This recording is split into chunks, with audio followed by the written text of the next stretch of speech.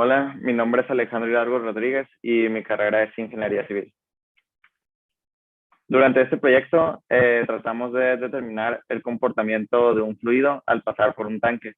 Durante este reto nos propusimos a buscar las diferencias que tenían al realizar este experimento con o sin fuga, como lo es mostrado en las imágenes.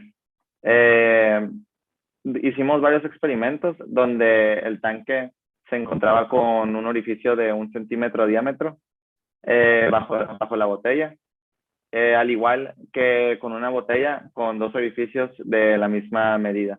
Para conocer más a fondo sobre lo que sucedía durante el experimento y sus resultados, obviamente, utilizamos la ecuación de Bernoulli. Esta para conocer si la presión disminuía a medida que aumentara la rapidez del fluido. Al igual que utilizamos la ecuación de la continuidad para conocer en qué caso del experimento cumple con esta ecuación. Al igual, pasando a la introducción, pues tratamos de determinar si cumple con el principio de Bernoulli, la cual dicta que a medida que aumenta la presión, la rapidez de un fluido, su presión disminuye. La ecuación de Bernoulli relaciona la presión, la velocidad y la elevación de un fluido en movimiento. Otro concepto que fue importante para el reto es la ecuación de la continuidad, como la mencioné anteriormente, la cual dice que cuando un fluido fluye por un conducto, su velocidad cambia debido a que se mantiene constante al lado donde el líquido entra hasta donde sale. Aquí podemos ver el principio de Bernoulli y el principio de la ecuación de continuidad. Hola, mi nombre es Fernanda López Mejía, voy a la carrera de Ingeniería Biomédica y para la solución de este reto me tocó el método 1, que es modelación del vaciado de un tanque sin fuga y sin el principio de Torricelli. Para esto utilizamos pues tres métodos distintos, que es separación de variable, método de Euler y OD45.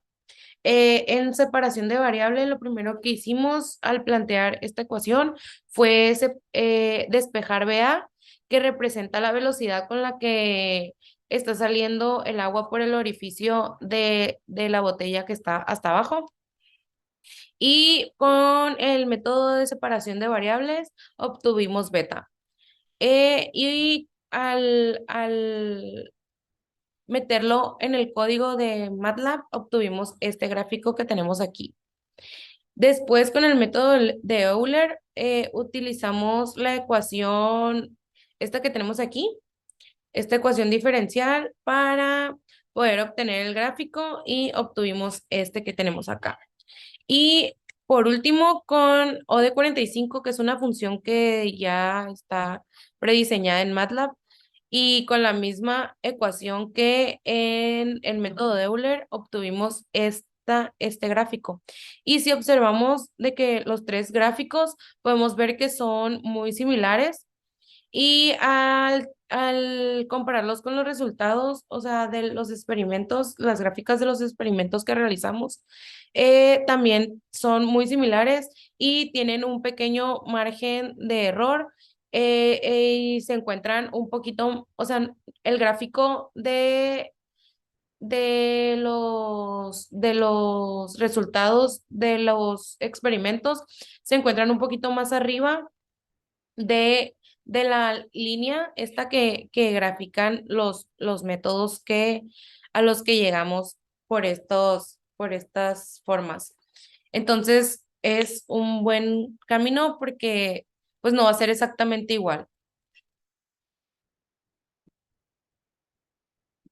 Mi nombre es Daniel Vega Fuentes y estoy inscrito en la carrera de Ingeniería Biomédica. Aquí tenemos la modelación del vaciado de un tanque sin fuga, pero ahora utilizando el teorema de Torricelli, el cual establece que la velocidad de salida de un fluido por un orificio en un tanque o un envase es igual a la velocidad que adquiere un objeto que cae desde la superficie, desde la altura de la superficie que tiene el fluido en el tanque hasta la altura del orificio. De igual manera, utilizamos tres métodos para hacer tres gráficas diferentes. Primero utilizamos el método de separación de variables. Aquí se puede ver en los despegues que hicimos para obtener los resultados de este modelo. Después utilizamos el método de Euler y finalmente utilizamos la función de MATLAB OD45. Ahora tenemos los resultados del tanque con fuga. En la gráfica podemos ver la comparación de las mediciones que obtuvimos haciendo el experimento del vaciado de tanque con fuga y los modelos matemáticos del tanque sin fuga. Como podemos observar, durante los primeros segundos, el vaciado del tanque con fuga ocurre mucho más rápido, por lo que la altura disminuye más, pero al llegar al centímetro número 12, que es cuando termina el orificio de la fuga, la velocidad del tanque con fuga ahora es menor que la del tanque sin fuga. Esto porque ahora en ambos tanques el agua está saliendo solo por un orificio, pero el agua del tanque con fuga ahora está en una altura más baja, por lo que podemos ver que ahora las mediciones, en vez de alejarse de los modelos matemáticos, se están acercando. Pero de cualquier manera, el vaciado del tanque con fuga termina bastantes segundos antes que el tanque sin fuga. Buenas tardes, mi nombre es Luis Enrique y voy a hacer la carrera de Ingeniería Industrial y de Sistemas. Y yo les voy a explicar lo que es el M3 de este proyecto, que es experimento vaciado de un tanque sin fuga. Les voy a explicar lo que es la medición de la altura respecto al tiempo. Lo que sucede con la altura respecto al tiempo en el vaciado de este tanque es que tenemos una altura inicial en el líquido que es la botella llena. Y al tener un orificio por donde sale el agua, a este fluido se le aplica lo que es la fuerza de gravedad, por lo tanto sale el agua por el orificio que tiene. Entonces, conforme va pasando el tiempo, el fluido va disminuyendo, por lo tanto, la altura va disminuyendo. Esto es debido a que se le aplica pues la fuerza de gravedad. Y la fórmula de calcular el tiempo total que tardó este fluido en salir del recipiente es la velocidad, que la velocidad es igual a la raíz cuadrada de la gravedad por 2 por la altura que tiene el fluido, por el área del fluido que está adentro del recipiente, y A2 vendría siendo el área del orificio por el que va saliendo el agua. El tiempo sería igual a el área total del fluido sobre el área que tiene el orificio por donde sale por la velocidad. Mi nombre es Saúl España Martín y yo voy a estudiar la carrera de Ingeniería Industrial y Sistemas. Experimento vaciado de un tanque con fuga. Medición de altura respecto al tiempo. Bueno, como pueden observar, nosotros utilizamos una botella cilíndrica en la cual medimos 20 centímetros y los marcamos con un plumón centímetro a centímetro. En el centímetro cero utilizamos una perforación de 1 centímetro de diámetro y en el centímetro 11 otra perforación de 1 centímetro de diámetro. Para medir el agua que salía de dicha fuga, tuvimos que utilizar el tracker. De esta forma observamos qué tanta agua salía por las fugas.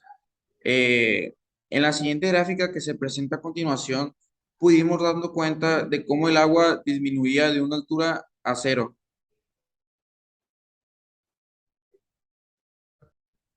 Mi nombre es Maximiliano Vendeño Castro y yo voy a estudiar ingeniería mecánica. A lo largo del desarrollo del reto pudimos conocer el comportamiento de un fluido en un tanque, ya sea teniendo o no teniendo una fuga. Logramos identificar que las gráficas que obtuvimos mediante la modelación y mediante la medición en experimentación son relativamente cercanas, pero sí tienen un pequeño margen de error que identificamos al sobreponer una sobre la otra. Pero pues a pesar de estos errores, logramos el objetivo que era pues desarrollar un modelo predictivo de cómo sería el vaciado de un tanque para identificar si tiene una fuga o no, que con las diferencias que había, que son mínimas, son pequeñas, considero que es factible hacer esto.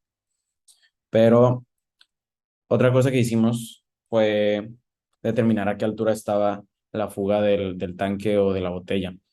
Esto lo hicimos con la realización del R1.1 y calculamos que la fuga se encontraba a 13.5 centímetros de altura a partir de la base de la botella y que se fugaron 286.5 centímetros cúbicos de agua. Después de realizar estos cálculos, hicimos una toma de medidas con experimentación en el que poníamos un vaso de precipitado recolectando el agua que salía por la fuga para determinar si nuestras medidas si nuestros cálculos estaban en lo correcto, que sí lo estábamos. Mediante la toma de datos, pudimos concluir que al tener una fuga el agua se escaparía más rápido, ya que tiene dos salidas posibles o dos orificios por los cuales salir, pero al momento en que la altura del agua es inferior a la altura a la que está la fuga, se comienza a comportar de la misma manera que lo haría como si no tuviera una fuga.